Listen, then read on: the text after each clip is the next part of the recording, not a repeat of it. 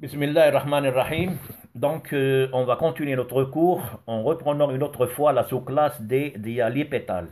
Et cette fois-ci, on va traiter un nouveau ordre qui s'intègre toujours dans cette sous-classe et qui est ordre des pariétales. Alors, pourquoi on l'appelle pariétal? Tout simplement parce que la placentation est de type pariétal. C'est quoi une placentation? Une placentation, c'est un mode de groupement des ovules au sein du placenta, c'est-à-dire la manière par laquelle les ovules sont arrangés ou bien groupés à l'ovaire. Alors, selon donc cette disposition, on distingue ou bien on retient trois grands types de placentation. Placentation pariétale, placentation axile et placentation centrale. Pariétale, tout simplement parce que les ovules sont insérés à la paroi de l'ovaire. Ils sont dirigés vers l'extérieur, vers la paroi. Alors que la placentation axile et la placentation centrale sont deux types de placentation dont les ovules sont bien arrangés ou insérés au milieu de l'ovaire. Alors la seule différence, c'est au niveau de la présence ou absence d'écloison de séparation entre les carpelles. Parce que vous savez que quand les carpelles se soudent par leurs parois, ça donne une seule loge, une seule cavité. Mais parfois, les carpelles, ils ne se soudent pas par leurs parois, donc après leur soudure, parce qu'avant c'était des carpelles qui sont fermées, donc une fois ils se soudent, ils donnent un ovaire soit biloculaire, soit triloculaire, ou bien plus même. Donc dans ce cas, il va avoir donc la présence des cloisons, des cloisons qui vont séparer entre les carpelles. Et dans ce cas, les ovules vont arranger au milieu et la placentation sera la placentation axile parce qu'il y a présence des cloisons qui séparent entre les deux carpelles, entre les carpelles. Alors que celle qui est centrale, même si que le nombre des carpelles est égal à 2 ou bien 3 ou plus, et ils se sont soudés, alors, les ovules sont bien insérés au milieu, mais il n'y a pas de cloison pour dire que la placentation est de type central. Donc voilà, alors la famille qu'on va traiter sur le plan systématique, toujours appartenant donc à cet ordre des pariétales, c'est la famille des crucifères, que l'on appelle aussi la famille des brassicacées, ou bien les plantes amyrosines, myrosine qui est une enzyme.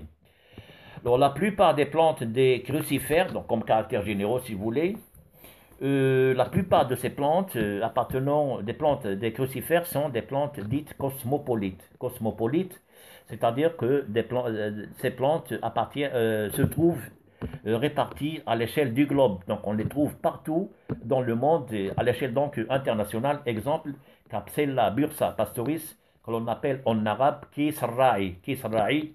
Alors je suppose que vous avez bien entendu parler de ce nom, Kisra'i, la bourse à pasteur ou bien le Capsella bursa pastoris comme nom scientifique. Alors sur le plan forme biologique ou bien type biologique, c'est des herbacées. On ne trouve jamais des arbres ni des arbustes correspondant aux crucifères. Ce sont des herbacées annuelles, bisannuelles ou rarement vivaces. Alors l'essentiel c'est que ces crucifères, alors ça intéresse surtout les gens qui travaillent sur les plantes médicinales, sur l'extraction des molécules à partir des plantes. Alors les crucifères sont riches en essence sulfurée, provenant de l'hydrolyse d'hétérosides sulfurés sous l'influence d'une enzyme appelée myrosine. Donc d'où l'intérêt de cette enzyme. Tout à l'heure on l'a appelé les crucifères plantes amyrosine. Donc voilà le rôle de cette enzyme, c'est-à-dire elle permet l'hydrolyse d'hétérosides sulfurés sous l'influence donc d'El-Hadde. Alors les feuilles sont généralement alternes, etc. Alors maintenant pour ce qui est de l'appareil reproducteur. Les inflorescences sont des grappes ou des corymbes. Donc je ne reviens pas sur ces deux termes, grappes ou corymbes, parce que maintenant, déjà vous êtes au niveau pour définir et déterminer vous-même les inflorescences. Le calice est dialysépale 4 sépales libres, situé sur deux plans perpendiculaires. De même, la corolle est dialépétale à 4 pétales disposés sur deux plans perpendiculaires. Ainsi, on appelle la famille des crucifères, ainsi, on appelle les plantes appartenant à cette famille la famille des crucifères, tout simplement parce que les pétales dessinent une croix, c'est-à-dire quand vous prenez une fleur entre vos mains, et vous allez voir que les pétales dessinent ou bien montrent une image d'une croix. Donc d'où cette appellation, la famille des crucifères. Les pétales présentent un onglet bien développé, un lèvre étoile. Les fleurs des crucifères sont donc des fleurs tétramères. Voilà, donc les fleurs des crucifères sont des fleurs tétramères, tout simplement parce que le périanthe se trouve au nombre de 4 sépales, 4 pétales. Donc c'est des fleurs tétramères. Donc une fois que vous êtes sur le terrain et que vous trouverez des plantes avec des fleurs ayant 4 sépales, 4 pétales, donc vous êtes systématiquement dans la famille des crucifères. Alors, pour l'androcée de la famille des crucifères, alors celui-là est un androcée qui reste particulier. C'est un androcée que l'on appelle androcée tétradinam. Vous avez le terme tétra, c'est-à-dire 4. 4 tailles différentes, mais c'est-à-dire 4 étamines qui sont plus fortes, plus grandes que les deux autres. C'est-à-dire que l'androcée est composé de 4 grandes étamines plus 2 petites étamines. 4 étamines qui sont plus fortes, à grande taille, et 2 petites étamines, 4 E majuscules et 2 E minuscules. Dialystémone parce que les étamines sont libres. Chez les crucifères, on note la présence des glandes nectarifères à disposition variable. Voilà donc la dernière fois, nous avons parlé du disque nectarifère. Chez le Nicotiana glauca, quand vous avez étudié donc, cette plante en TP et que vous avez effectué une coupe transversale au niveau de l'ovaire et que vous avez bien observé une couche jaunâtre qui entoure l'ovaire. Donc c'était le disque nectarifère, on vous en a parlé. Alors, on vous a parlé également des nectaires au niveau de la famille des renonculacées, c'est-à-dire au niveau des étamines les plus externes. Ils sont bien fixés à ce niveau-là, au niveau des étamines les plus externes, des nectaires.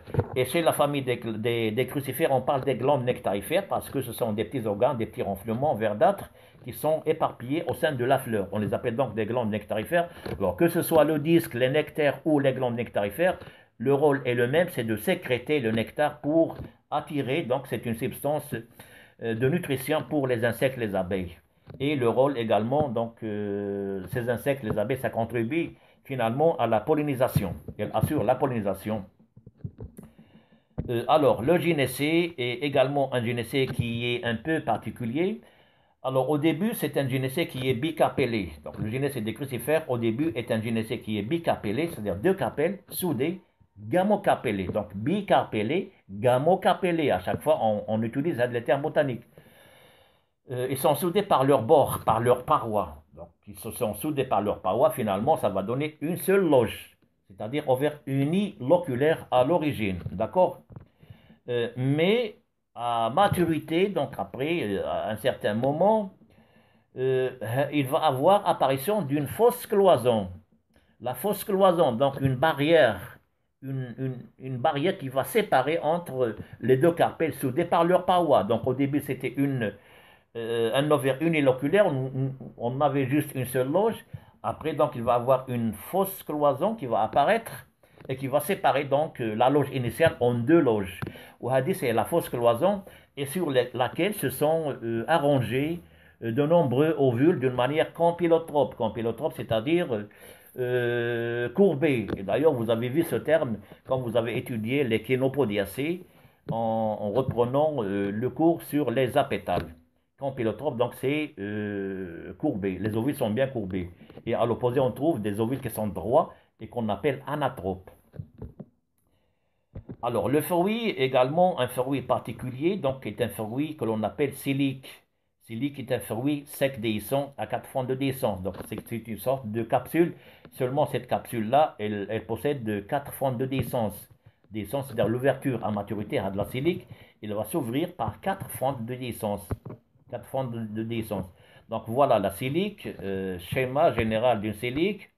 Vous avez au milieu une membrane transparente et qui correspond bien à la fausse cloison et sur laquelle vous voyez des graines qui sont donc bien rattachées à cette fausse cloison d'une manière alterne et les 2 valves. Donc je parle du schéma B au milieu. Les 2 valves qui correspondaient avant au carpel et au milieu c'est la fausse cloison. D'accord? Donc c'est une silique. Alors de même, bon voilà ici donc vous avez une silique réelle. Toujours au milieu la fausse cloison, une membrane transparente avec des graines qui sont échappées parce que la silique est devenue mûre, donc elle doit s'ouvrir pour libérer les graines afin d'assurer toujours la pérennité de l'espèce. Donc ce sont des siliques. Alors, هذا c'est le schéma également. Donc, vous devez, vous devez prendre le schéma هذا. Alors, si jamais, on ne sait jamais, à l'examen, on vous demande de nous donner un schéma de l'acélique des crucifères. Donc, voilà, vous avez un pédoncule floral qui reste toujours. Au sommet, c'est le reste des styles qui persiste. Et au milieu, c'est donc toujours la fausse cloison. La fausse cloison, nous avons des graines au milieu qui sont bien rattachées à cette fausse cloison. Et vous avez les deux valves qui correspondaient avant aux deux carpelles. Deux carpelles. Alors, parmi les principales plantes à connaître appartenant à la famille des crucifères, alors la plupart des crucifères sont des plantes alimentaires telles que les navets et les choux. Les navets, c'est Brassica, navet Brassica napus, Brassica oleracea, c'est les choux. Vous avez également Raphanus sativus, les radis, Senapis alba, et vous avez Senapis nigra qui est la moutarde, et vous avez Nasturtium officinal que l'on appelle le cresson des fontaines qui est une plante médicinale et qui sert surtout à agir contre le manque en vitamine C. Le scorbut, c'est le manque en vitamine C. Donc, est une plante antiscorbutique. Capsilla bursa pastoris, également une plante médicinale, la bourse à pasteur. Elle a des propriétés vasoconstrictrices et hémostatiques. Donc voilà pour cette famille des crucifères. Donc à retenir ces principales ces principaux caractères reproducteurs, à savoir par exemple la fleur qui est de type tétramère, l'androcée qui est de type tétradyname, 4 E, 4 grands E plus 2 petits E, le gynécée qui au début est bicarpellébé uniloculaire, après il y a apparition d'une fausse cloison qui va séparer la loge initiale en deux, et ainsi de suite. Donc pour la formule florale, vous allez mettre, si vous voulez, comme quoi la fleur est hermaphrodite. Vous savez bien comment on symbolise donc l'hermaphrodisme. La fleur est actinomorphe. Pour les sépales, donc elles sont au nombre de 4 sépales libres, 4 pétales libres. Pour les étamines, 4 grands E plus 2 petits E, plus 2 carpelles à ovaires super, et qui sont soudés. Vous les mettez donc entre parenthèses avec beaucoup d'ovules au sein des carpelles. Alors, donc c'est la bourse à Pasteur. Voilà donc dans la nature comment vous allez reconnaître la bourse à Pasteur, les Kisraï capsule, la bursa pastoris. Alors, on la reconnaît grâce surtout à ces fruits qui sont des siliques, mais ce n'est pas une silique de tout à l'heure. Les siliques qui sont un peu particulières, elles ont cette forme-là. On dirait qu'elle est cordiforme. Voilà, cordiforme, plus ou moins. C'est des silicates, les éléments et les organes. Et à droite, c'est les fleurs, les inflorescences de Capsella bursapacea. Donc, finalement, c'est une crucifère. Le cresson des fontaines, voilà. Alors sinon, pour les autres espèces, pour les reconnaître de près, donc comme je vous demande toujours de d'écrire le nom d'une plante d'une espèce sur Internet, Google, et ça vous donnera l'image concrète de la plante est réelle. Donc voilà, merci pour votre attention et je vous souhaite une bonne continuation.